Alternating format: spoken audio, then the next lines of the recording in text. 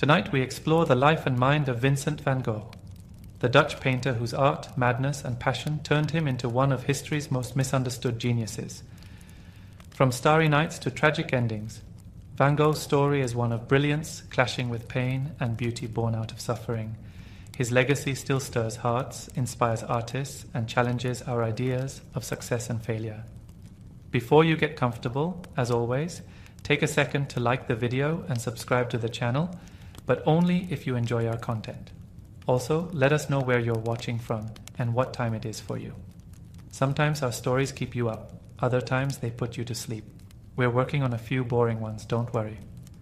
Now, dim the lights, turn on a fan for that soothing hum, and let's dive into the world of Vincent van Gogh together. Vincent Willem van Gogh was born on March 30th, 1853, in the small village of Zundert, in the southern Netherlands. His birth was quiet, but its timing was haunting. Exactly 1 year before, his parents had given birth to another son, also named Vincent, who was stillborn.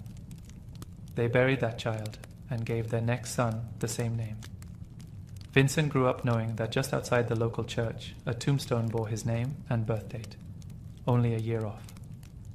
Imagine what that does to a child's mind. He was the eldest of 6 children born to Theodorus van Gogh, a Protestant minister, and Anna Cornelia Carbentus, a woman with a passion for nature and drawing. His family was religious, structured, and modest. From early on, Vincent was different, sensitive, serious, withdrawn. He often wandered alone in the countryside, staring at fields, trees, and skies. Nature, even then, spoke to him in a way people often didn't. School never quite worked for him. Though intelligent and curious, he struggled to connect with classmates and teachers. He wasn't an easy child, prone to sudden mood swings and long silences. Some described him as intense, even difficult.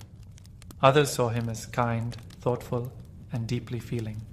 But above all, he seemed to live just slightly apart from the world around him, like a guest in his own life. His younger brother Theo would become his closest companion, emotionally and spiritually. Their bond would one day carry Vincent through the darkest moments of his life. But in these early years, Vincent was mostly alone, with his thoughts, his questions, and the landscapes of his imagination. He wasn't painting yet. That would come much later, but the seeds were already there. A fascination with nature, an obsession with beauty in the ordinary, and a loneliness that colored everything. Vincent wasn't the type to demand attention. He lingered on the edges of things, quiet, watchful, collecting details the rest of the world ignored. Even then, it was clear this was no ordinary child, and perhaps deep down, Vincent knew he was walking a path few could understand.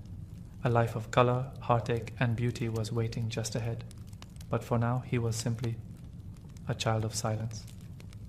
As Vincent entered his late teens and early 20s, the world expected him to find direction, a career, a purpose. But Vincent's path refused to straighten. Instead, it twisted, stalled, and doubled back. He tried to fit into the mold society offered, but something inside him always resisted. His uncle, a successful art dealer, helped him land a job at the firm Goupil & Cie. Vincent moved to The Hague, then London, and later Paris, surrounded by galleries, collectors, and the business of art. But for Vincent, this wasn't the world of beauty and emotion he longed for. It was commerce, cold, mechanical. His passion faded. He grew moody, withdrawn, and was eventually let go. In London, he fell in love with a woman who rejected him, and the pain was sharp. This heartbreak, along with his increasing discomfort in the art world, began a new phase in his life, one marked by spiritual yearning. He turned to religion, hoping to serve something greater than himself. He trained briefly to become a minister, but failed his theology exams. Then he took up missionary work in a poor mining region of Belgium known as the Borinage. There, among the soot-covered workers and starving families, Vincent tried to live like Christ, giving away his possessions, sleeping on floors, embracing poverty. The church saw this as fanaticism and dismissed him. It was another failure, another closed door. But in this darkness, something unexpected stirred. He began sketching the miners, the laborers, the people around him, not with polish or technique, but with empathy, with feeling. His pencil became a way to understand suffering, to reflect it, and perhaps to soothe it. At 27, after years of restlessness, rejection, and confusion, Vincent made a quiet decision. He would become an artist. Not because it promised success or praise, he had no illusions of that, but because it felt like the only honest way to express what was inside him. His journey to art was not one of ambition, it was survival, a way to process the world and his place in it, to turn inner chaos into something others might recognize as beautiful. Vincent van Gogh hadn't yet painted a masterpiece, but he had found something even rarer, direction, and with it, the first true glimmers of purpose. Vincent's decision to become an artist didn't arrive with a bolt of lightning. There was no applause, no sudden sense of mastery. What came instead was effort. Hard, uncomfortable, relentless effort. He had no formal training, no academic pedigree, and no real support beyond his brother Theo, who quietly began sending him money for supplies and living expenses. But Vincent threw himself into the work. He studied anatomy, perspective, and technique with obsessive intensity. He copied sketches from old masters and filled notebooks with his own. Art became his full-time labor, mentally, physically, and spiritually. It wasn't a hobby. It was a necessity. His earliest works were dark and heavy. Deep browns, greys, and blacks dominated the canvas. They were not meant to charm. They were meant to tell the truth. Vincent painted peasants in the fields, old women in shawls, worn-out laborers hunched by firelight. He was drawn to the ordinary, to the worn and weathered faces of real life. One of his first significant pieces, The Potato Eaters, was a reflection of that vision. A family sits around a simple table, lit by a single dim lamp. Their hands are rough, their expression somber. You can almost hear the silence between them, feel the exhaustion in the room. Vincent believed it was honest, but the art world dismissed it. Too crude, too grim, too raw. He was crushed, but not defeated. Vincent wasn't trying to please anyone. He was trying to see. He once wrote, "I want to touch people with my art. I want them to say, he feels deeply, he feels tenderly." And he meant it. He wasn't just painting images, he was painting emotions, his own and those of the forgotten people around him. Throughout these early years, he bounced between towns and studios, living mostly in poverty. He rarely ate well. His clothes were often tattered. His health declined. But the more fragile his body became, the stronger his artistic voice grew. He was learning to speak with color, with texture, with silence. Though still unknown to the world, Vincent van Gogh had become something real, an artist not of technique, but of truth. His style was forming, his soul was pouring out, and though recognition was nowhere in sight, a storm of creativity had just begun to gather inside him. In 1886, Vincent van Gogh arrived in Paris, a city that pulsed with energy, art, and change. His brother Theo, now an art dealer, welcomed him into his small apartment in Montmartre. It was cramped and chaotic, but for Vincent, it was a turning point. The Paris art scene was electric, and it would forever change the way he saw the world. Here, he encountered Impressionism and its softer cousin, Pointillism. Gone were the muddy browns and dark shadows of his earlier works. In their place, bright colors, loose brushstrokes, and sunlight captured on canvas. For the first time, Vincent's palette exploded. He traded earth tones for yellows, reds, and electric blues. The grey skies of the Netherlands gave way to skies filled with movement and mood. He also met fellow artists, Henri de Toulouse-Lautrec, Émile Bernard, and Camille Pissarro. Among them was Paul Gauguin, a bold and confident painter whose relationship with Vincent would one day shape and shatter his life. Still, even in the lively cafes and bohemian streets of Paris, Vincent remained an outsider. Socially awkward and emotionally intense, he struggled to connect. He longed not for parties or praise, but for something deeper, understanding. He didn't just want to paint like the others. He wanted to feel differently, to see the world through emotion, not technique. His work became more experimental. He began painting self-portraits, dozens of them, each one capturing a shifting state of mind. In some, he stared directly at the viewer, challenging them. In others, he looked away, as if lost in thought. These portraits weren't about vanity. They were a mirror of his inner turmoil. Though his art was evolving, so was his isolation. The noise of the city, the relentless pace, and the emotional weight he carried became too much. He grew tired, agitated. He needed peace, space, light. And so, in early 1888, Vincent left Paris behind and headed south to Arles, a quiet town in Provence. He imagined it as a kind of sanctuary, a new beginning, a place where he could paint the sun, the wheat fields, and the warmth he so desperately craved. He didn't know it yet, but Arles would become the stage for his most iconic works, and his most painful unraveling. When Vincent arrived in Arles in February 1888, the cold mistral wind was sweeping through the town. But Vincent didn't mind. He had come chasing sunlight, and soon the landscape would bloom with color. Yellow wheat fields, violet mountains, blue skies, everything he had imagined. He rented a small house with lemon-colored walls, the now famous Yellow House, and declared it the beginning of his dream, an artist's haven in the south of France. His plan was simple yet grand. He wanted to build a studio of the South, a shared space where like-minded painters could live, work, and inspire each other, a creative brotherhood. Vincent believed deeply in community, even though he often struggled within it.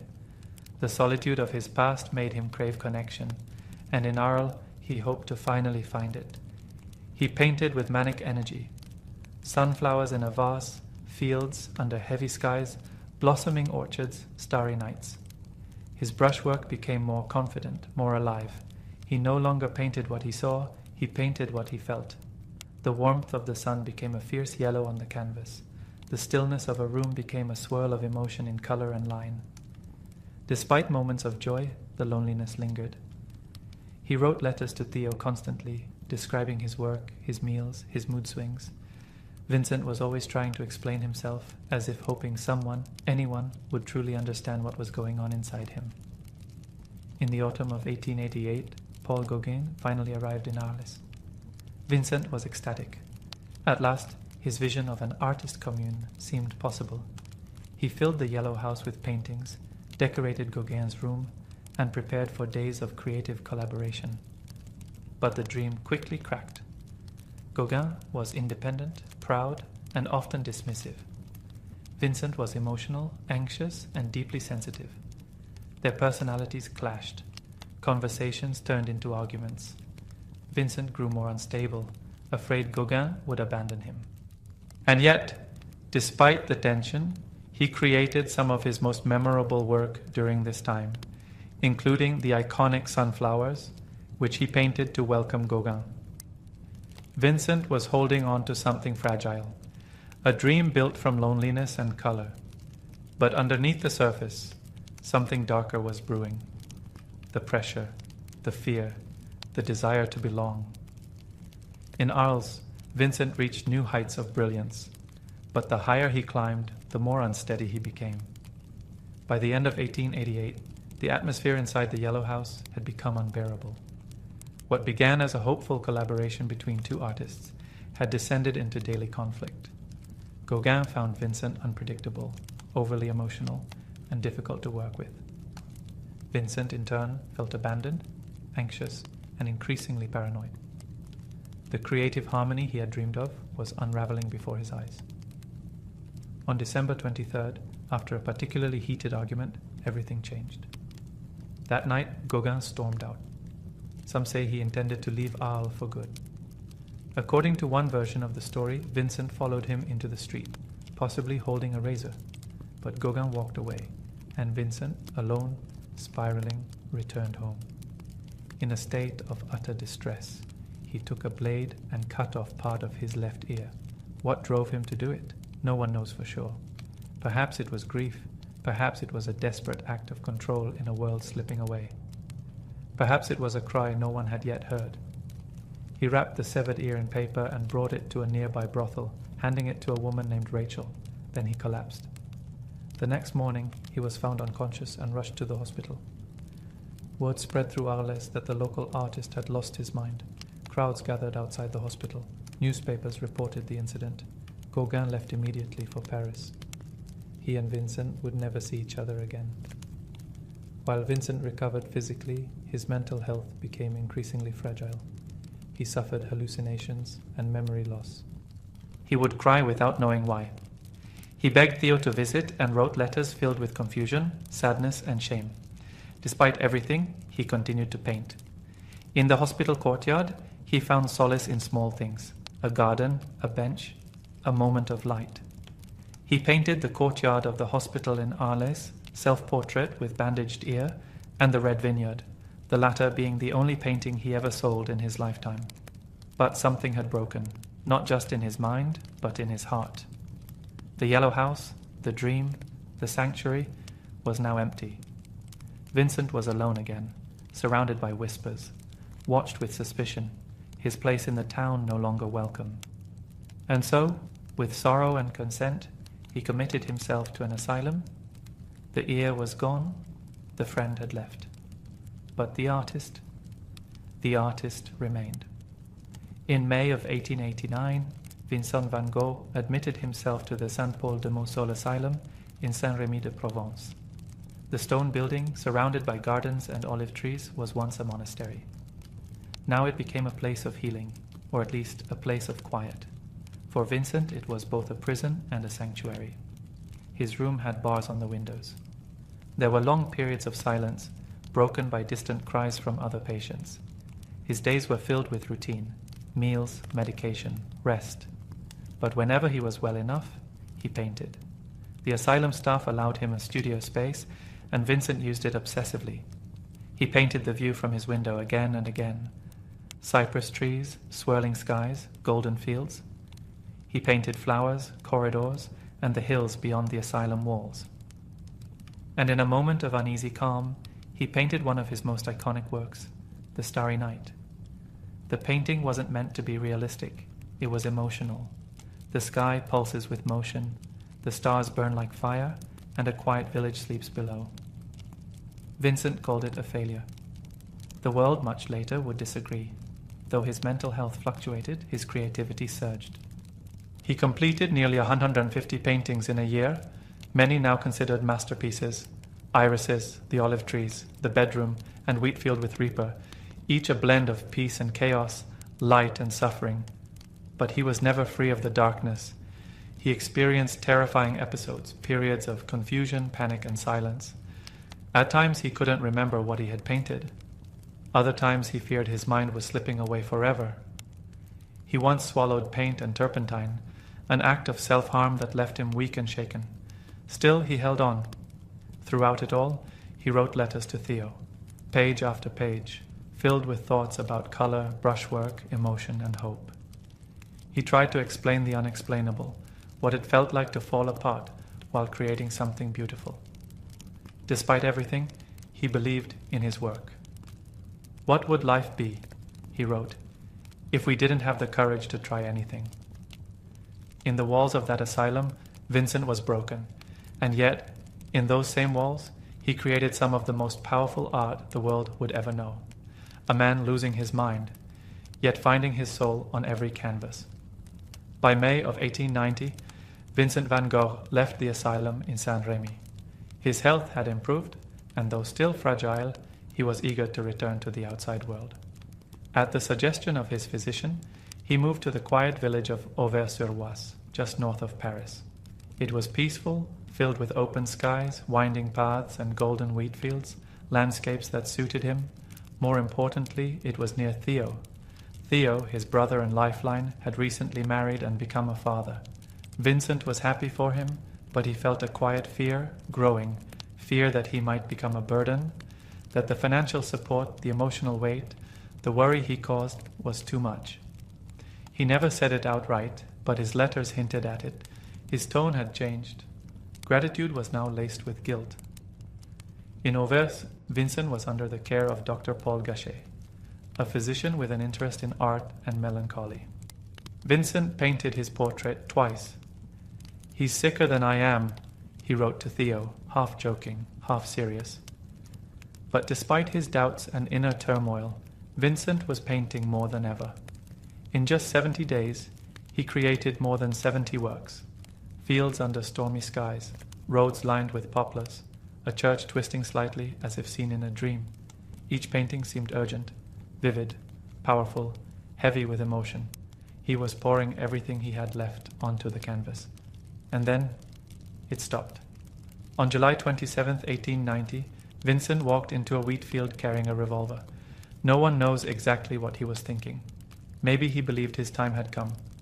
Maybe he believed his work was done. He shot himself in the chest but survived the initial wound. Staggering back to his lodging, he was found bleeding and taken to bed. Theo rushed to be by his side. They spoke little, but the bond between them needed no words. Vincent, in pain but calm, whispered his final message: "The sadness will last forever."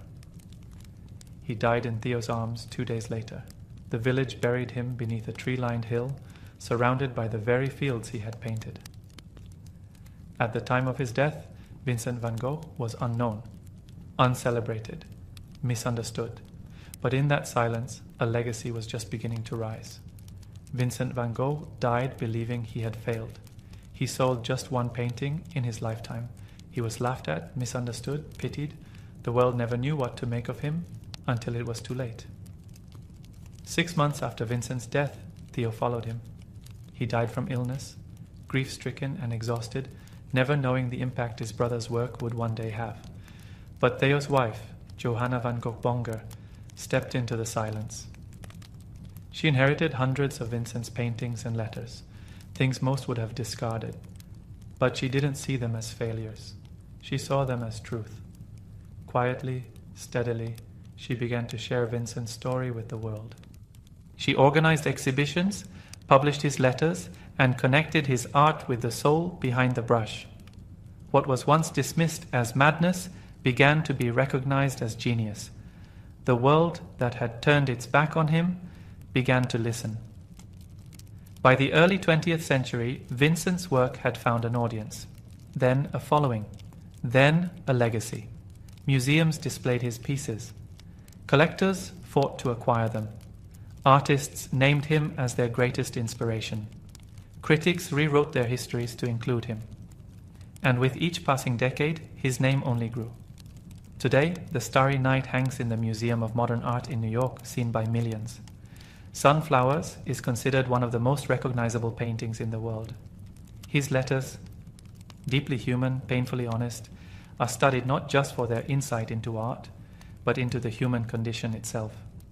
But Vincent's legacy isn't just in brushstrokes or museums.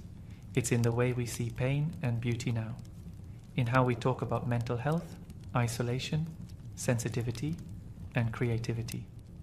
He showed us that struggle and genius are often intertwined, that even in despair we can create something luminous.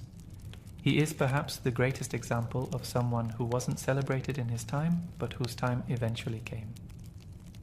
Beneath a quiet hill in Auvers, Vincent lies beside Theo, two brothers forever linked, not just by blood, but by belief.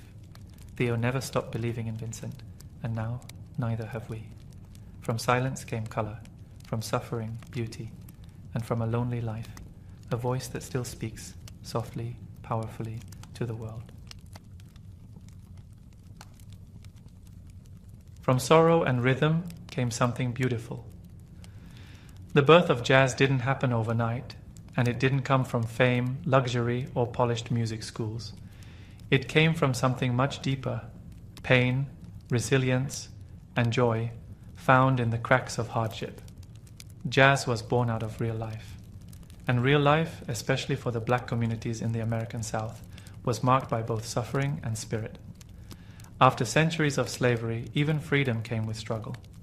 Racism, poverty, and exclusion defined the world outside. But inside churches, homes, and neighborhoods, people built something else. They built community. They built music.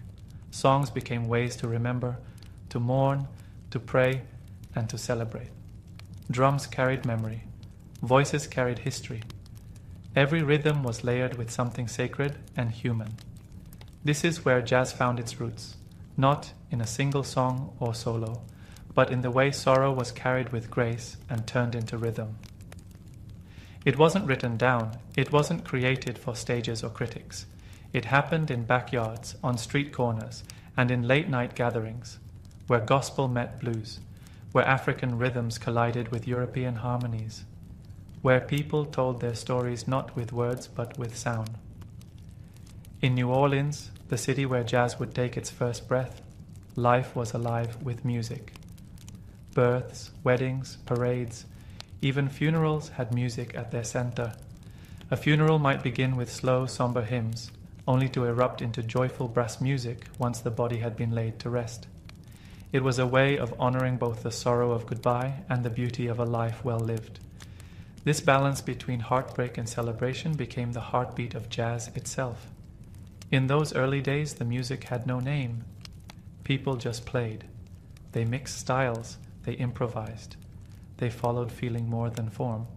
And slowly, a new sound began to take shape, one that couldn't be boxed in, one that bent the rules, invited mistakes, and welcomed freedom. That sound was jazz. It didn't erase sorrow. It danced with it. It didn't deny hardship. It transformed it. And in that transformation, something extraordinary was born. Jazz came from pain, but it carried joy. It carried life, and it carried the proof that even in the darkest places, something beautiful can rise. At the turn of the 20th century, New Orleans was unlike any other city in America. It wasn't just a port city. It was a meeting place, a crossroad, a living, breathing blend of culture, language, history, and sound. This was where jazz would be born because no other place had the ingredients quite like this.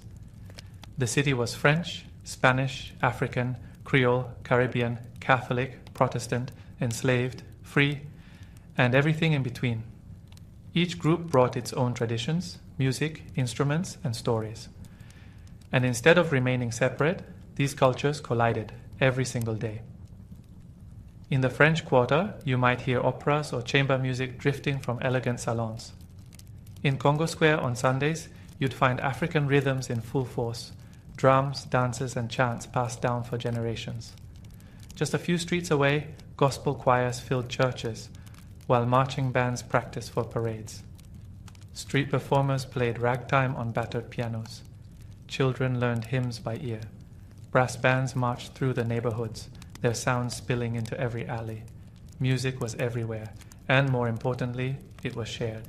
New Orleans was one of the few cities where people of different races and classes regularly heard one another's music. Musicians learned from each other, borrowing rhythms, phrases, and techniques. An old spiritual might inspire a new melody. A brass line from a parade could end up in a blues improvisation. There were no boundaries, just inspiration. The city's geography played a role too. Tight-knit neighborhoods meant that sound traveled easily. The call of a cornet or the beat of a drum could reach from one block to the next, drawing people in. A single porch performance could become a jam session by nightfall. This collision of cultures didn't happen peacefully. Segregation and racism were very real, but music found its way around those walls. It was the common language in a divided place. And in New Orleans, that language kept evolving. Out of this rich, noisy, soulful melting pot came something entirely new. Not classical, not folk, not blues, but something made from the pieces of all of them. The sound of jazz was forming, improvised, unpredictable, impossible to define. And no one city, except New Orleans, could have given it life. Long before jazz had a name, it had a heartbeat. That heartbeat came from Africa. For generations, enslaved Africans brought to America carried with them more than just survival. They carried memory, rhythm, and music. Even in the darkest chapters of human history, they held on to the sounds that reminded them of home. And in New Orleans, those sounds endured. The most famous space where these rhythms lived was Congo Square, a patch of land just outside the French Quarter. On Sundays, the only day enslaved people were allowed rest, They gathered to dance, play drums, sing, and share traditions. For a few hours, they reclaimed freedom through rhythm. What echoed through Congo Square wasn't just entertainment, it was cultural resistance. The call and response chants, the polyrhythmic drumming, the body movements, all were ties to identity, ancestry, and dignity. The square itself became sacred, pulsing with life in the face of oppression. Over time, those rhythms mixed with European instruments, fiddles, horns, and accordions. The banjo, descended from West African lutes, found its place alongside French melodies and Spanish guitar forms. The result was a sound that couldn't be traced to one source. It was the child of many. African influence also shaped the spirit of the music. In many West African cultures, music wasn't separate from life. It was life. It told stories, marked seasons, healed wounds, and brought communities together. That sense of music as emotion, as communication, found its way into every layer of jazz. From field hollers to work songs, spirituals to blues, the musical language of the African diaspora was alive and evolving. Each note carried weight, each beat had purpose. And from this emotional depth came the power of improvisation, expressing feeling in the moment, not through perfection, but through honesty. Jazz inherited that language. It didn't follow strict rules because life didn't either. It bent, shifted, responded. It felt. It was never just about technique, it was about truth. The echoes of Africa gave jazz its soul. They gave it rhythm that moved the body and pain that touched the heart. Jazz may have taken shape in America, but its roots dug deep into another continent. And those roots still hum beneath every horn, every drum, and every note played in its name. In the years following the Civil War, New Orleans found itself with something unexpected, leftover instruments. Brass horns, clarinets, drums, and tubas, once used by military bands, were no longer needed. They found their way into pawn shops, attics, and second-hand stores, gathering dust until curious hands brought them back to life. Those hands didn't belong to trained musicians. They belonged to ordinary people, barbers, butchers, shoe shiners, porters, men and boys who couldn't afford formal lessons, but who taught themselves by listening, feeling, experimenting. They took those brass instruments and made them speak in ways no one ever had before. The result wasn't polite, it wasn't proper. It was loud, raw, and full of soul. These self-taught musicians weren't reading sheet music. They were inventing their own language, bending notes, sliding between keys, mixing rhythms that weren't supposed to fit together. And in doing so, they made the instruments their own. The cornet became a voice for storytelling. The clarinet wove harmonies like a singer's sigh. The drums held it all together, steady but unpredictable. And the tuba, deep and round, gave the music its powerful heartbeat. Every street in New Orleans became a kind of classroom. Marching bands paraded through neighborhoods. Brass quartets played at fish fries, dances, and funerals. If a child had talent, he could learn just by watching and imitating. You didn't need to be rich, you just needed rhythm. Jazz was forming, not in pristine concert halls, but in motion. It was music you walked with, danced to, lived inside. Improvisation wasn't a trick, it was survival. If you dropped a note, you bent another to catch it. If you didn't know the tune, you made one up that fit. Jazz didn't punish mistakes, it turned them into opportunity. What began with leftover instruments became a revolution. These tools of military order were reborn as instruments of personal expression. They no longer marched to someone else's command. They swung, they swayed, they shouted with joy and pain. In New Orleans, brass wasn't just metal. It was magic. It was transformation. And it would soon become the voice of a whole new music, a music that would spread from those streets to the rest of the world. Charles Buddy Bolden was born in New Orleans in 1877. By the late 1890s, he was already making noise, quite literally. Bolden played the cornet, but not the way others did. His sound was louder, freer, and more emotional than anything the city had heard. They said when Bolden played, you didn't just listen, you felt it. He wasn't trained in music theory. He couldn't read sheet music, but he didn't need to. Bolden played from instinct. He took bits of ragtime, blues, gospel, and brass band marches, and stirred them together into something new. His music didn't fit into a box. It swung, it shouted, it mourned, it had soul. Crowds followed him, clubs filled when he performed. People would dance until dawn. His band played in dance halls and on street corners, at parades and parties, in rough neighborhoods and across the river. He became known for a song called Funky Butt, one of the first jazz tunes ever played, and one that captured the raw, unapologetic energy of his sound. But what made Bolden special wasn't just volume or improvisation, it was how human his playing was. His horn laughed, cried, flirted, and confessed. It spoke when words couldn't. Sadly, Bolden's light burned fast. In 1907, at just 30 years old, he suffered a mental breakdown. He was committed to the Louisiana State Insane Asylum, where he would remain for the rest of his life. He never recorded a single note. No surviving audio exists of his playing. Everything we know comes from stories, passed down from musicians, dancers, and fans who remembered how he made them feel. Yet even without recordings, Bolden's influence echoes in the DNA of jazz. Musicians like Louis Armstrong would later credit him as the father of the sound. The way Bolden bent notes, improvised freely, and played with emotion set the tone for everyone who followed. He was a mystery, a myth, a man who created something immortal with nothing but a cornet, a wild heart, and a rhythm all his own.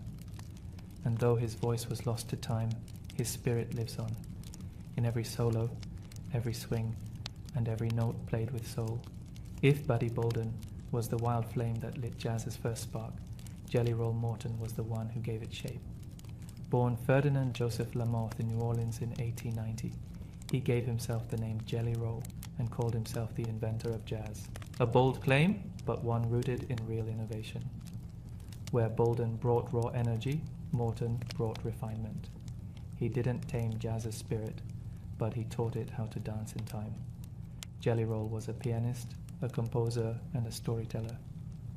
By his teenage years, he was playing in brothels, bars, and gambling dens, places where music had to be lively, seductive, and always entertaining.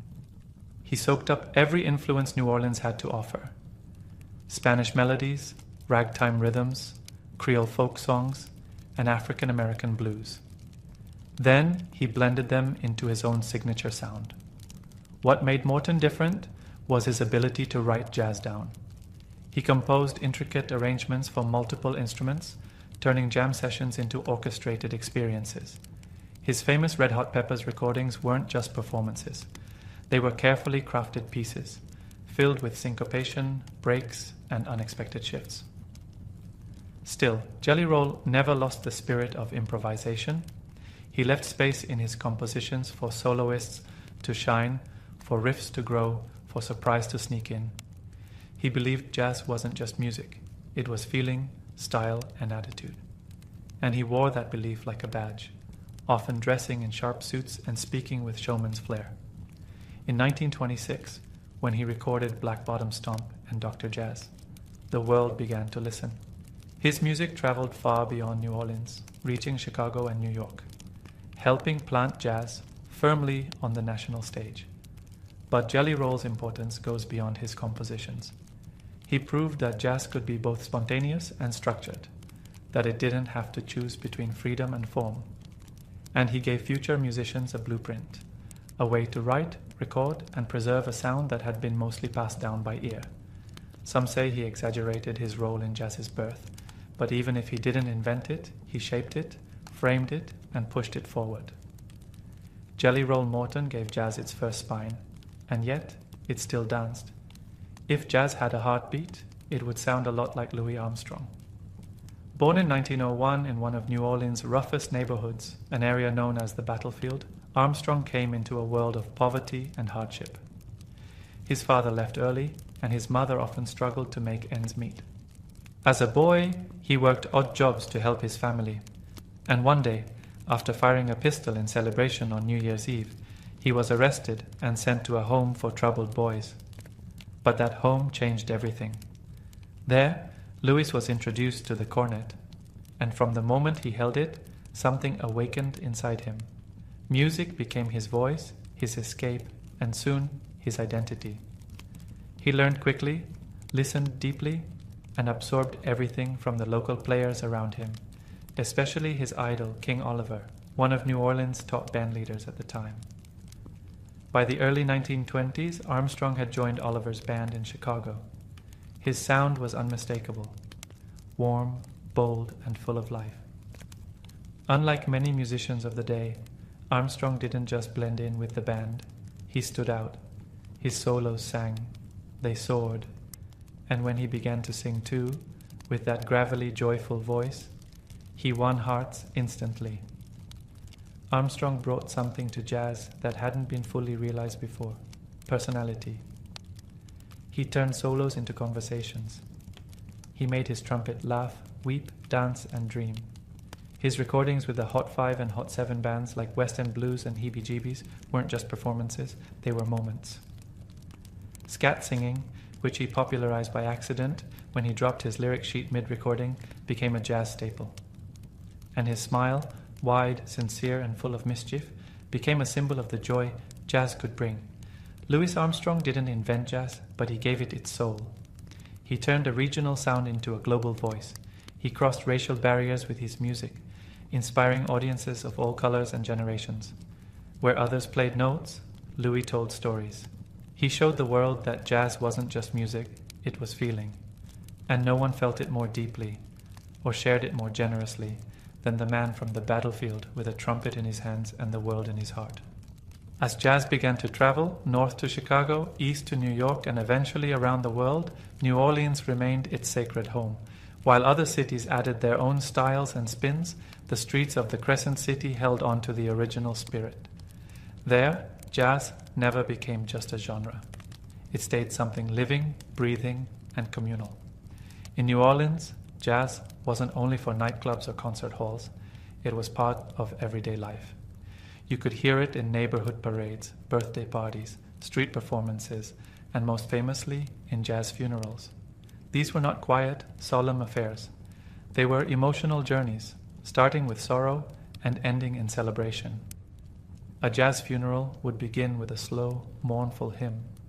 The band played in minor keys, matching the weight of grief. But once the body was laid to rest, the music would transform. The tempo would rise, the horns would dance, people would clap, spin umbrellas, and form a second line, a group of dancers and followers who turned mourning into movement. That spirit, the ability to honor pain while embracing joy, was at the heart of New Orleans jazz. Even as the music industry evolved and jazz gave way to swing, bebop, and later fusion and modern interpretations, New Orleans held tight to the early traditions. Musicians passed songs down by ear, not just through lessons, but through living the music. Children grew up watching uncles and neighbors play on porches and street corners. Instruments were often shared. Bands were made of cousins, classmates, and old friends. This wasn't nostalgia, it was legacy, a living thread that tied each generation to the next. New Orleans jazz also remained deeply tied to place. You could walk through the French Quarter and still hear the same rhythms that Buddy Bolden might have played over 100 years earlier. Brass bands marched through the same streets. Clubs like Preservation Hall kept the old songs alive, not as museum pieces, but as expressions of the now. In a city shaped by joy and tragedy, floods and festivals, jazz was the music that carried its soul. It had survived wars, poverty, racism, and even natural disasters. Because jazz wasn't just something New Orleans created, it was something it needed. A voice that had never stopped singing. Jazz was never just music. It was a heartbeat, a protest, a prayer. It was laughter at the end of sorrow. It was survival dressed in rhythm. And though its sound has shifted over time, its spirit, the part born on the streets of New Orleans, has never faded. In the century since its creation, jazz has traveled far. It's been reimagined in smoky New York clubs, echoed through European concert halls, and blended into genres from hip-hop to rock to classical. It became a language spoken across cultures, a symbol of freedom, creativity, and soul. But no matter how far it reached, jazz never forgot where it came from. it never left behind the pain, joy, and improvisation that gave it life. At its best, it still carries that same energy, the spirit that says, I will make beauty from whatever I'm given. That spirit lived in Buddy Bolden's cornet, blasting across open fields with no recording to prove he was ever there. It lived in Jelly Roll Morton's piano, crafting jazz's first compositions while still leaving room for surprise. It lived in Louis Armstrong's trumpet and voice, breaking barriers and melting hearts with every note. And it lives on today in the parades of New Orleans, in the fingers of young musicians learning old songs, in the second lines that dance through city streets, refusing to let grief walk alone. It lives in the silence before a solo, in the swing of a brushed snare, in the cry of a saxophone that can't be explained. Jazz endures not because it was perfect, but because it was honest. It was born from sorrow and shaped by joy. It grew through struggle and rose through hope. It taught the world that music doesn't need a script, that sometimes the most powerful thing you can do is to feel, to improvise, and to keep going. From the cracked sidewalks of New Orleans came something eternal. From sorrow and rhythm came something beautiful. And though the names may change, the instruments may shift, and the songs may evolve, the soul of jazz plays on, softly, boldly, always. The morning of December 7th, 1941, began quietly at Pearl Harbor, a sprawling naval base nestled along the southern coast of Oahu, Hawaii. The sun rose gently over the Pacific, casting a warm glow across the waters. Palm trees swayed in the light breeze. Seagulls floated overhead.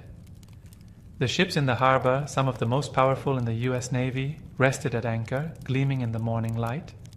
For the men stationed there, it was a Sunday like any other, a day of rest. Some slept in, grateful for the slower pace. Others wrote letters home, drank coffee, or read the paper. Church services were being prepared. Breakfast was served in mess halls. For the lucky few, it was a chance to enjoy the beach or head into town. There was no reason to be alarmed, no tension in the air, no sense of threat. Hawaii, for all its strategic importance, felt worlds away from the war unfolding in Europe and Asia. Life at Pearl Harbor moved with a sense of order, routine, and comfort. Aboard the battleships, sailors performed their usual duties. Some were scrubbing decks, others stood watch. Officers checked rosters, mechanics inspected equipment. The massive vessels, the Arizona, Oklahoma, West Virginia, and others, were quiet, alive with activity, but unaware of what was coming. Out on the airfields nearby, Hickam, Wheeler, and Bellows, pilots and ground crews went about their usual checks. The planes were parked in neat rows, wings exposed, unguarded. No one expected trouble. In those early hours, everything felt normal.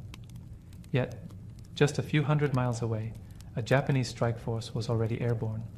Over 180 planes moving silently across the ocean, flying low under the radar. Their mission: deliver a surprise attack that would cripple the United States Pacific Fleet in a single blow. But here, on the ground at Pearl Harbor, there was no warning. Just the usual hum of engines, the smell of salt in the air, and the quiet sounds of morning routines. It was a peaceful moment. The last one many would ever know. In less than an hour, this calm would vanish, shattered by fire, steel, and history. But for now, it was just a morning like any other. At exactly 7:48 a.m., the sky over Pearl Harbor changed. Without warning, the first wave of Japanese aircraft swept in from the north, 183 planes in total. Fighters, bombers, and torpedo planes filled the horizon in tight formation, their engines roaring low above the water. To those on the ground, it was sudden and surreal. A sound that didn't belong to Sunday. The calm morning shattered. Within seconds, the air erupted with the sound of machine guns, bomb blasts, and screaming engines. The Japanese planes dove toward the harbor with terrifying precision, targeting battleships, cruisers, destroyers, and airfields in synchronized waves. Sailors aboard the ships scrambled to action stations, many barefoot, shirtless, still pulling on their uniforms as they ran. but there was little time to react. Bombs exploded on decks. Torpedoes streaked through the water, slamming into hulls. Planes dropped from the sky like thunderbolts. On the ground, chaos broke out at Hickam Field and other nearby air bases. Aircraft were lined up wing to wing, perfect targets for strafing runs and incendiary bombs. Hangars burst into flames. Barracks were torn apart. Men grabbed rifles and fired into the sky with little effect. The USS Arizona took a direct hit to her forward magazine. The explosion was instant, catastrophic. A column of fire shot high into the sky, and the ship began to sink immediately, dragging hundreds of men down with her. The USS Oklahoma was struck by multiple torpedoes, capsizing in under 15 minutes. Trapped sailors banged on the overturned hull, hoping someone would hear them. Some were rescued, many were not. Smoke rose across the harbor, thick and choking. Burning oil covered the water's surface, igniting as sailors dove in, trying to escape. The air was filled with the sounds of alarms, shouting, and the steady, relentless assault from above. The Japanese had achieved total surprise. For many, the attack seemed to last forever. In reality, it was just over 90 minutes from start to finish. But in that brief window of time, a quiet harbor became a battlefield. Ships were torn apart, lives were lost, and the illusion of safety in paradise was gone forever. The day was no longer peaceful. It was a turning point in history, written in fire. Pearl Harbor had been built to protect. A fortress of ships, steel, and strength, lined with battleships thought to be invincible. But on the morning of December 7th, that illusion was torn apart. The Japanese attack focused on the heart of American naval power. The Pacific Fleet anchored in the harbor. 8 battleships sat quietly in the water, unaware they were moments away from disaster. The USS Arizona, majestic and imposing, was among the first struck. A bomb pierced her deck and detonated a massive ammunition magazine. The ship exploded with such force that it lifted out of the water before breaking apart and sinking. Flames shot into the sky. 177 men died in an instant, many never identified, many never found. Nearby, the USS Oklahoma took multiple torpedoes. Within minutes, she capsized, rolling over and trapping hundreds of sailors inside her hull. Some were rescued by frantic efforts, men cutting through steel with torches to free the survivors. But 429 lives were lost, most of them in total darkness with water rising. The USS West Virginia, California, and Nevada were all hit hard. Torpedoes punched through their sides, bombs exploded above decks, fires spread uncontrollably. Sailors fought back, but with little time and few weapons ready, their options were limited. Some ships, like the USS Nevada, tried to escape. The Nevada attempted to steam out of the harbor under heavy fire. Her crew managed to beach her to prevent blocking the channel, a desperate, heroic act in the middle of chaos. In total, 21 ships were damaged or destroyed, including battleships, cruisers, and destroyers. Dockside facilities, fuel tanks, and repair yards also took hits. The harbor, once a place of routine and safety, had been turned into a floating graveyard. The wreckage smoldered long after the attack ended. Fires burned into the night. Bodies were pulled from the water, many unrecognizable. Oil leaked from sunken ships, leaving a slick that would stain the water for days, and still seeps from the Arizona today. The Japanese strike had been brutal and effective. The pride of the American Pacific Fleet lay broken. Not a single enemy ship was lost. But something else, something more powerful than steel, had been stirred awake, and the world would soon feel it. While ships burned and explosions tore through steel, it was the people, the sailors, the soldiers, the nurses, the civilians, who bore the weight of that morning. The attack on Pearl Harbor claimed 2,403 American lives. Of those, over 100 died aboard the USS Arizona alone. Many were young men, some barely out of high school. They had enlisted in peace, but died in war, without warning, without a chance to fight back. In the confusion, many never made it to their posts. Some were still in their bunks when the bombs fell. Others died at their stations, doing their duty as their ships went down. There were acts of bravery everywhere. Sailors dragging wounded comrades to safety, diving into flaming waters, manning guns with bare hands and no orders, only instinct. On land, the carnage was just as real. Civilians and military personnel alike were caught in the crossfire at airfields like Hickam Field and Wheeler Army Airfield. Bombs tore through barracks. Planes were destroyed on the ground. Those who survived helped carry the wounded, turning hangars into emergency triage centers. With supplies short and chaos all around, medical teams used anything they could. Kitchen tables became operating surfaces, belts turned into tourniquets. At the Naval Hospital, doctors worked for hours without rest. Blood stained every floor. The sound of incoming wounded never stopped. There were not enough stretchers, not enough hands. And then there were those who lived but carried invisible wounds. Survivors spoke of the screams trapped inside the overturned Oklahoma, where men knocked on the hull for hours, of shipmates who never surfaced, of the helplessness of watching a friend engulfed in flame, unable to reach him in time. Some men were the only survivors from their ship. Others bore burns, shrapnel wounds, or permanent hearing loss. Many carried the trauma of that morning silently for the rest of their lives. They had lived, but in many ways they had been changed forever. The destruction of ships could be measured in steel and tonnage, but the true cost of Pearl Harbor was measured in lives. Lives lost, lives broken, lives that would never be the same. War had come suddenly, and it had come with a terrible price. The attack on Pearl Harbor wasn't a random act of aggression. It was a calculated strike, designed with precision and secrecy. For months, the Japanese military had been preparing. Plans were drawn, models were built, pilots trained relentlessly. Every detail had a purpose, every target, a role in a larger vision. Japan's leaders believed war with the United States was inevitable. Tensions had been building for years.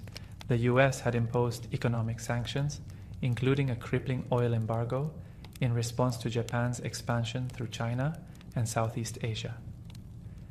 Faced with dwindling resources and growing resistance, Japan saw only two choices: withdraw from its ambitions or neutralize America before it could respond.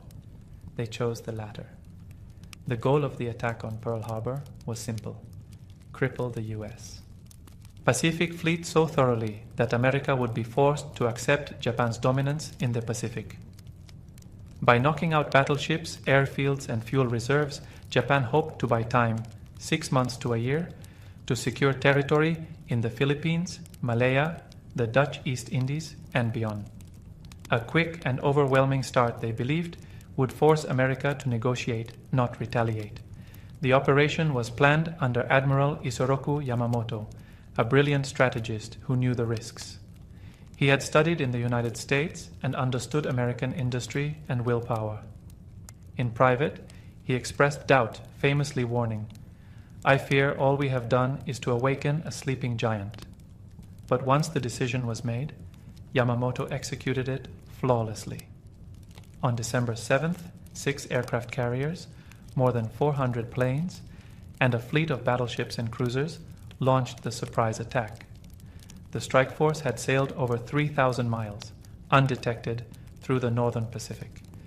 It was one of the most daring naval operations in history, and on a tactical level it worked. Battleships were sunk, airfields were destroyed, America was caught off guard. But Japan had miscalculated one thing: the American spirit. The hoped for negotiation never came. The expected surrender turned instead into full-scale mobilization. The attack didn't intimidate, it united. And instead of weakening the United States, it forged a resolve stronger than Japan had ever imagined.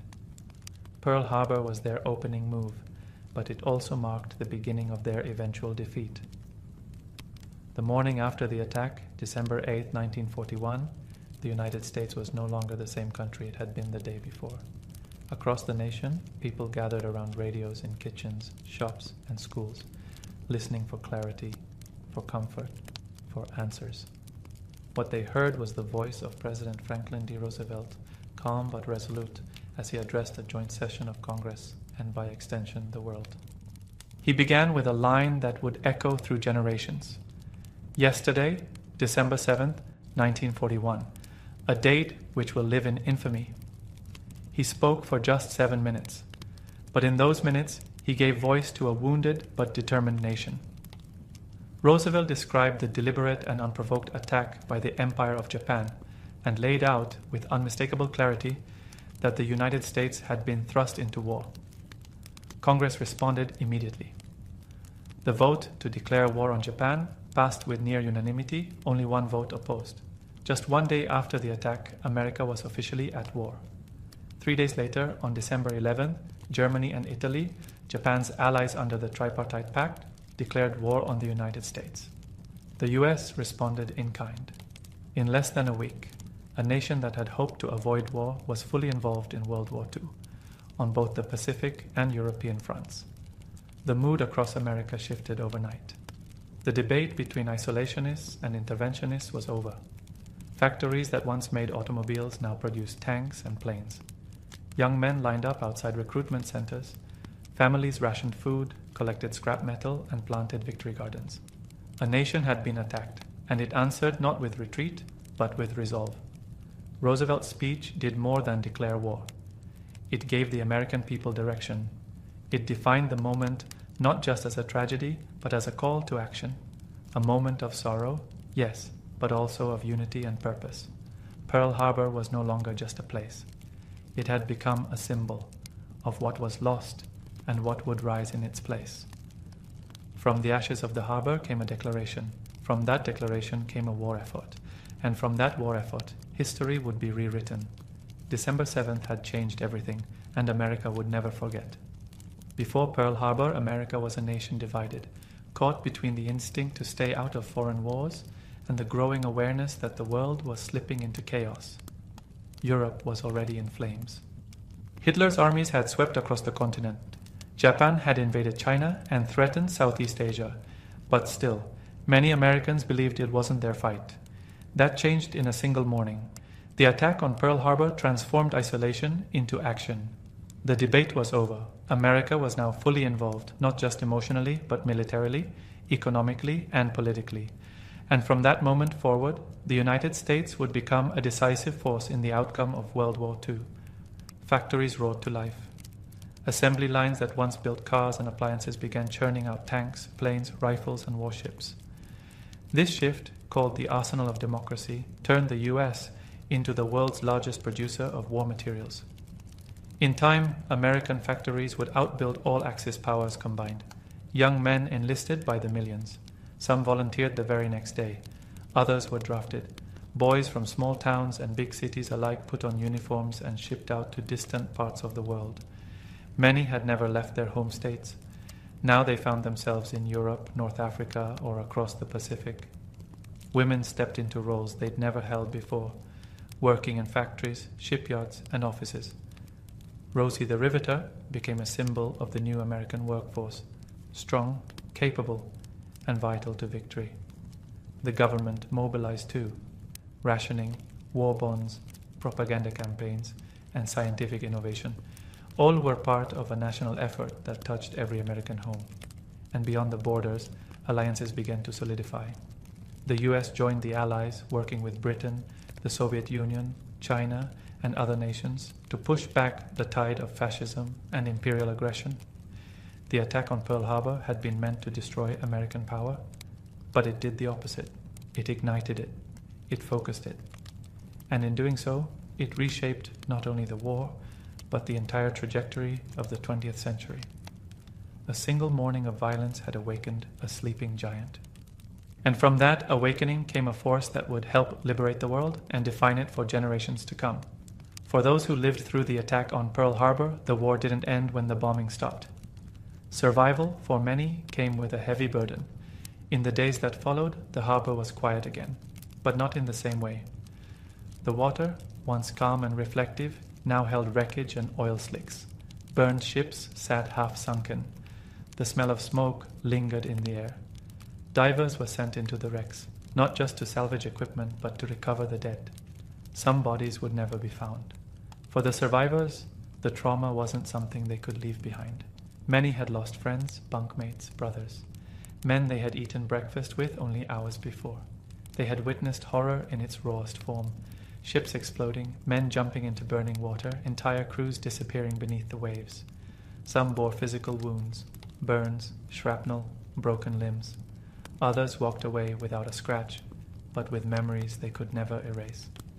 Sounds, smells, and sights that returned in dreams. Some never spoke of it again. Others relived it every day. This was the invisible weight of survival. Some survivors experienced guilt. Why them and not someone else? Why had they been spared while others were trapped or killed? These questions, unanswerable and haunting, followed them long after the war ended. Yet amid the pain, many found ways to honor what they had endured. They told their stories. They visited memorials. They returned to Pearl Harbor year after year, standing quietly on the deck of the USS Arizona Memorial, looking down into the water where their shipmates still rest. And as the decades passed, their voices became part of a larger memory, not just of loss, but of resilience. These men and women, some just teenagers at the time, carried the memory of Pearl Harbor with them into every corner of their lives. Into the families they built, the jobs they worked, the country they helped rebuild. They didn't seek fame. Most didn't call themselves heroes, but they were. The attack on Pearl Harbor broke something open in the world. But in its aftermath, the survivors showed something even stronger, the power to endure, to rebuild, and to carry the stories of the fallen forward so that they would never be forgotten. Today, Pearl Harbor is not just a military base. It is a place of remembrance. More than 80 years have passed since the morning of December 7, 1941, but the memory remains vivid, preserved in history, retold by generations, and honored by those who still walk its shores. The harbor that once echoed with explosions and sirens now holds a calm silence, broken only by the sound of waves and the gentle hum of passing boats. At the center of this memory floats the USS Arizona Memorial, a white structure that spans the sunken battleship below. It stands not in grandeur, but in reverence. Beneath it lie the remains of over 900 sailors, still entombed in the ship's rusting hull. Drops of oil continue to rise to the surface. Black tears, some call them, a steady, solemn reminder of lives lost. Each year, survivors, veterans, families, and visitors from around the world come to this place. They stand in silence, read the names engraved in marble, and remember what was sacrificed. Some place lays in the water, others simply pause, heads bowed, watching as history quietly breathes beneath the waves. Remembering Pearl Harbor isn't just about honoring those who died. It's about understanding what was awakened that day, the strength of a nation, the unity of a people, the resilience of those who lived through it. As the years pass, the number of living survivors continues to dwindle. Most who were there that day are now gone. But their stories live on in letters, interviews, museums, and memorials. In classrooms and documentaries, in the quiet words shared between grandparents and grandchildren. The lessons of Pearl Harbor are not only about war, they are about peace, vigilance, and memory. They remind us how quickly the world can change, how deeply loss can be felt, and how vital it is to remember the past so we don't repeat it. December 7th, 1941 was a day of devastation, but from its ashes rose determination, and through remembrance, that spirit continues to guide us. Pearl Harbor is not forgotten. It is remembered, in silence, in reverence, and in the echo of every name spoken aloud. Long before the age of science, before the telescope and the observatory, there were only the skies, and the people who watched them. In ancient Babylon, stargazing didn't begin with tools. It began with wonder.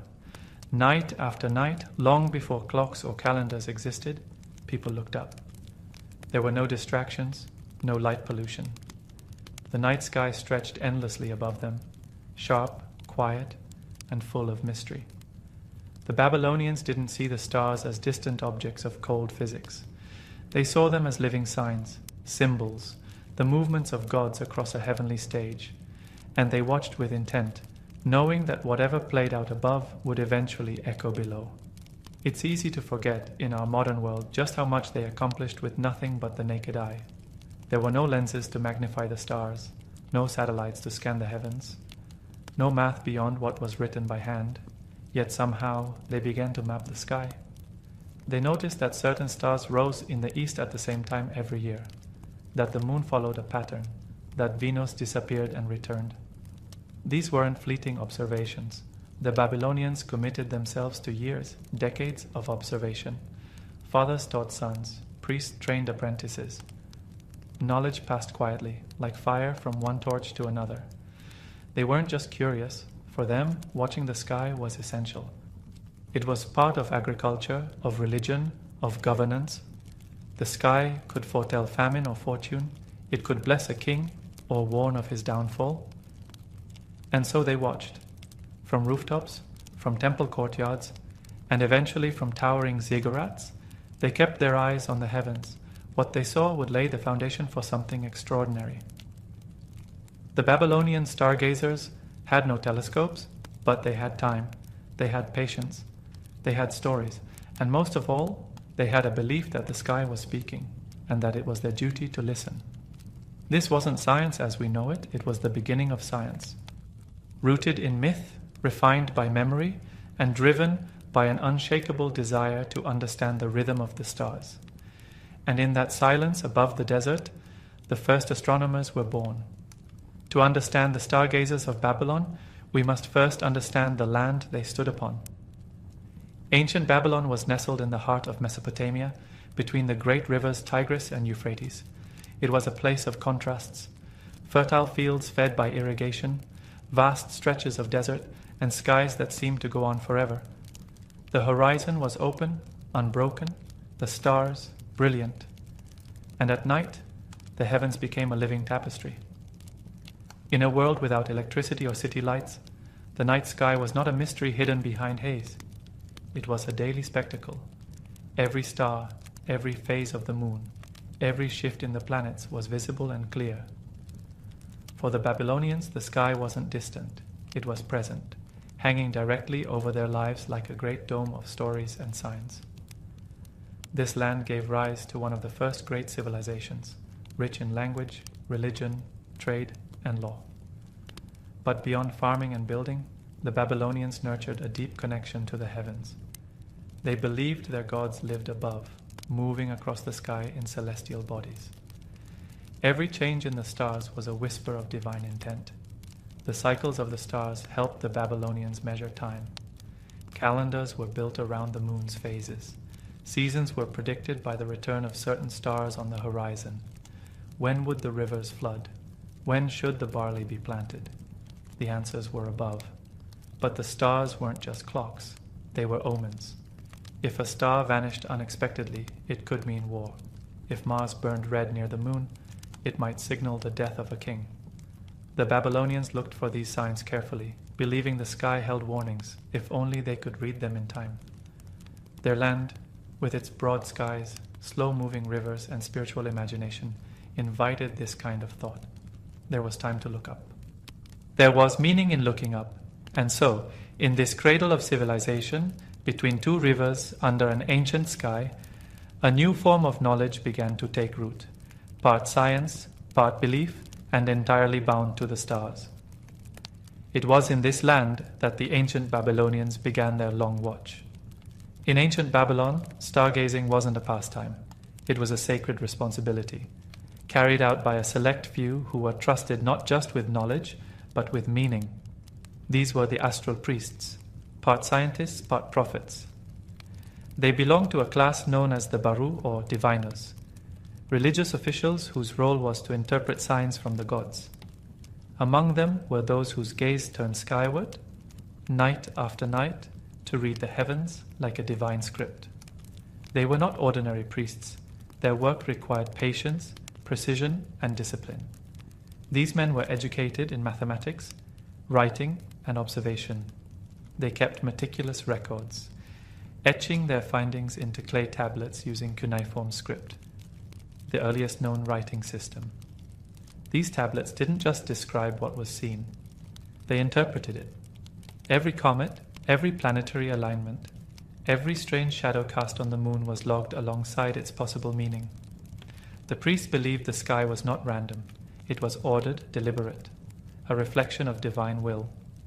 The gods were not silent. They were speaking through the movements of stars and planets. It was up to the priest to listen carefully, to understand, and then to advise the king or the people. Their work had weight. A single celestial event could affect royal decisions. Wars were declared or avoided based on planetary patterns. Festivals were planned with lunar cycles. Crops were planted only after the stars gave their silent approval. But these priests were also careful scientists, though they wouldn't have called themselves that. They charted rising and setting times, tracked the retrograde motion of planets, and counted lunar months. Over time, they began to predict when certain events would recur. What began as observation slowly turned into forecasting. And this work wasn't done in secrecy. It was part of a broader system of temple scholarship. Knowledge was preserved, passed down, and refined over centuries. Each priest built upon the work of those who came before him.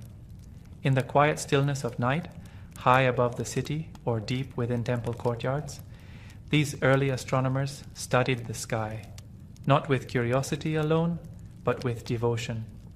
They weren't just watching the stars. They believed they were communing with the divine. And in doing so, they became the world's first true interpreters of the cosmos. In the heart of Babylonian cities, great towers rose above the rooftops, ziggurats, monumental stair-stepped structures built of sun-dried mud bricks. These weren't palaces or tombs, they were temples, sacred spaces meant to bridge the distance between earth and sky. To the Babylonians, ziggurats were more than architecture. They were cosmic ladders, connecting the human world to the divine. Each one was dedicated to a specific god and stood as a symbolic mountain in the flat Mesopotamian landscape. But they also served a more earthly function. They became the earliest observatories. High atop the ziggurat, away from the flicker of firelight and the noise of city life, Babylonian priests found a perfect place to observe the heavens. These towering platforms gave them a clear, uninterrupted view of the sky, a place to watch the stars rise and set, to track the movement of the moon and planets, and to seek signs from the gods above. The most famous of these was the Etemenanki, the ziggurat dedicated to the god Marduk in the city of Babylon. Though only ruins remain today, ancient texts describe it as reaching hundreds of feet into the air, an enormous presence in the center of the city, visible from miles around. From these heights, the priest astronomers worked in silence, wrapped in robes, scanning the stars with trained eyes. They would record their findings on clay tablets stored in temple libraries below. Each night sky became part of a larger record, a story that stretched across generations. Climbing the ziggurat was a spiritual act, but also a practical one. The higher they went, the closer they felt to the gods, and the clearer the stars became. These platforms didn't have domes or telescopes, but they were designed with purpose, solid foundations that aligned with key celestial events. Some ziggurats were even oriented with cardinal directions, hinting at the deep connection between architecture, astronomy, and faith. In Babylon, the sacred and the scientific were never separate. Every brick of a ziggurat supported not just a structure, but a worldview, one where the sky was both a mystery and a message. And at the top of those ancient steps, the world's first stargazers reached upward, not just to see, but to understand. Night after night, the Babylonian sky came alive with movement. For the ancient stargazers, it wasn't chaos, it was choreography. The heavens danced in patterns, and if one looked carefully enough, those patterns revealed meaning. Among all the celestial bodies, the moon and Venus held special significance. The moon was familiar, ever-changing yet constant. The Babylonians tracked its phases carefully: new moon, waxing crescent, full, waning. They watched how its light waxed and faded over a 29-day cycle, aligning their calendar to its rhythm. Lunar months formed the backbone of their timekeeping, determining everything from religious festivals to the timing of harvests. They also noticed that eclipses, rare and mysterious, seemed to follow the moon. Over time, they began recording not just when eclipses occurred, but where in the sky they happened and what phase the moon was in at the time. This careful tracking would later lead them to predict such events with remarkable accuracy.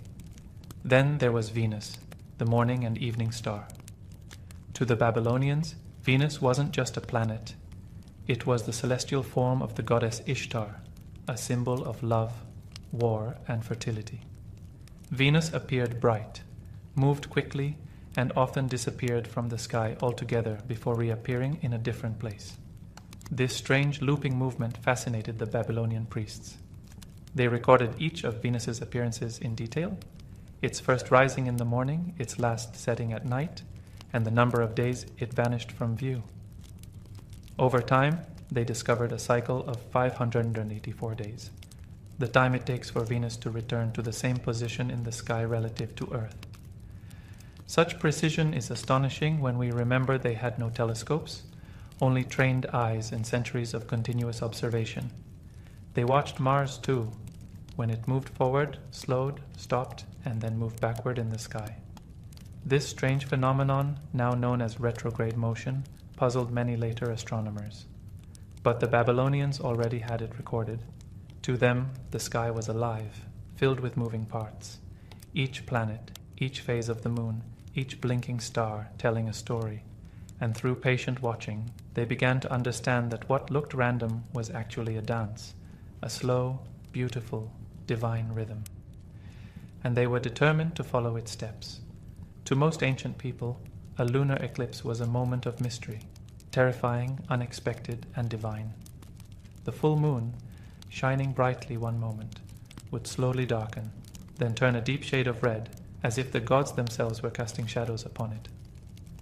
But for the stargazers of Babylon, eclipses were not frightening. They were foreseeable. Using nothing but their eyes, careful timing, and generations of records, the Babylonians became the first known civilization to predict eclipses. No glass lenses, no telescopes. Only clay tablets, symbols, and extraordinary patience. They noticed something most people wouldn't. Eclipses weren't random. They came in patterns, and those patterns repeated. By comparing records over many years, they discovered a cycle now known as the Saros cycle, a period of roughly 18 years, 11 days, and 8 hours. After this time, the Earth, Moon, and Sun would return to nearly the same alignment, and a similar eclipse would occur again. They didn't understand why it worked, not in the scientific sense we use today, but they knew it did. And they used that knowledge to forecast future eclipses, remarkably close to the dates we can confirm with modern astronomy. When they recorded eclipses, they didn't just note the date. They included details, how long the eclipse lasted, how much of the moon darkened, and sometimes what the sky looked like before and after. These descriptions were written on cuneiform tablets, many of which still survive today. Some even included interpretations. If an eclipse happened on the 14th day of the lunar month, it might signal danger for the king. If it occurred closer to the beginning, it might be a warning for the people. The sky wasn't just a calendar, it was a code waiting to be read. That the Babylonians could do this, predict cosmic events, without advanced tools, is a testament to their dedication. It was slow work, done over centuries, with each generation refining what the last had seen. They didn't just witness the beauty of the eclipse, they understood its rhythm, and in doing so, they turned the unpredictable into the expected, transforming fear into foresight and mystery into mastery. If you want to understand how the Babylonians viewed the stars, you don't need a telescope, you need a tablet. Buried beneath the sands of ancient Mesopotamia, archaeologists have uncovered thousands of clay tablets. Many are economic records or royal decrees, but some contain something far more timeless, the stars. Written in cuneiform, the wedge-shaped script of the region, these tablets hold the earliest known astronomical records. Etched carefully with reed styluses, they tell of planetary risings, lunar eclipses, solar positions, and star groupings. They are simple in form, but staggering in significance. These tablets were not decorative or symbolic. They were data, the result of patient nightly observation, logged not for poetry, but for prediction. Each entry was part of a larger effort to understand the heavens not just spiritually, but mathematically. One of the most famous collections comes from the city of Uruk, where tablets dating back to the 7th century BCE detail observations of Venus, complete with rising and setting times, gaps in visibility, and cyclic patterns.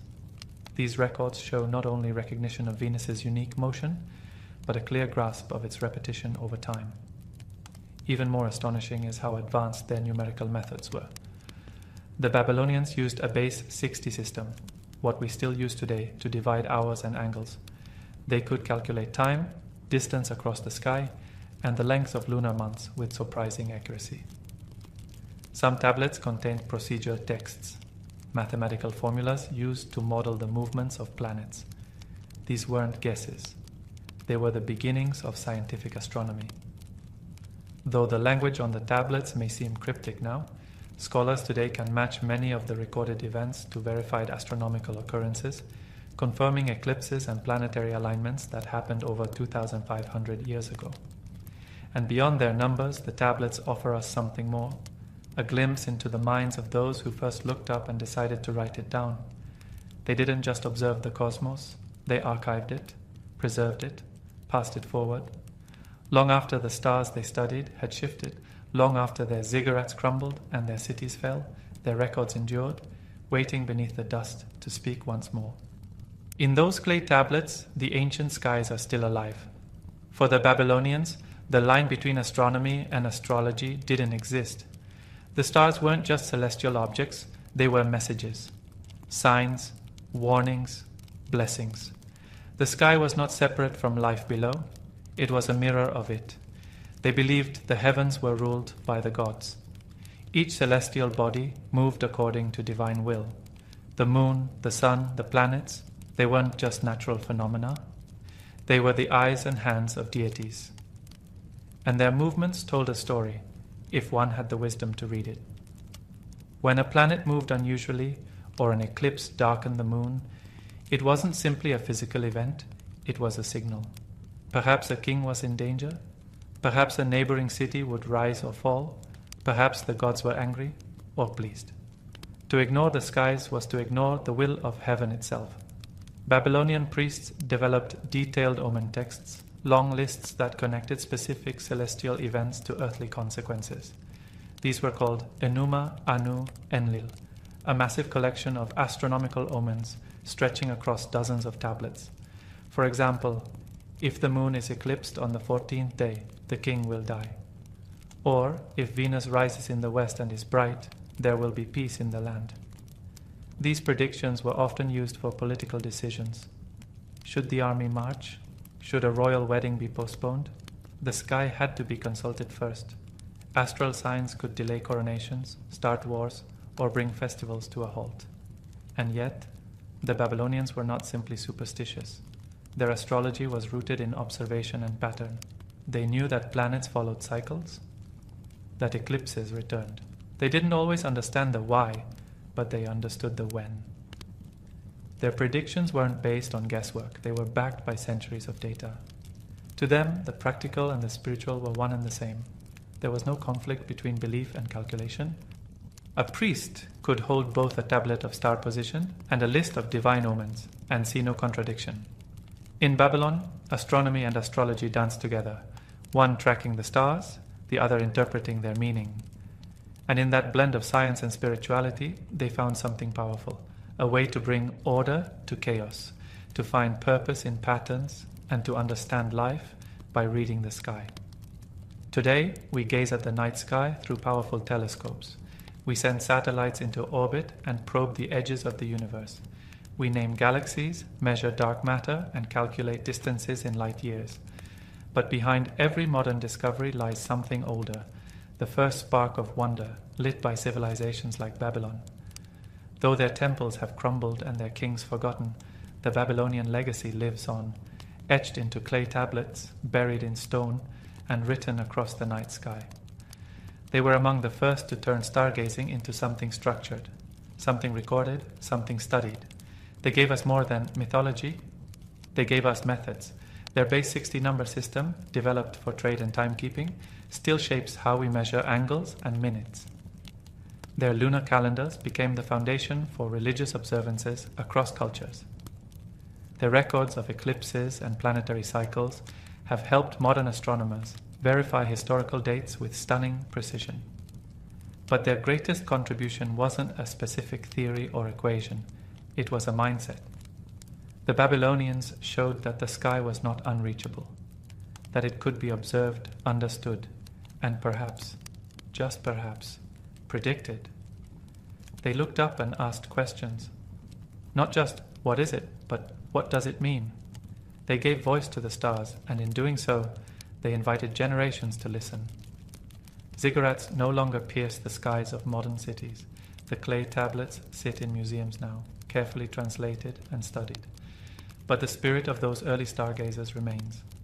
It lives in the astronomer who stays up late tracking a comet, in the child who asks why the moon changes shape, in the scientist who still believes there is more to discover.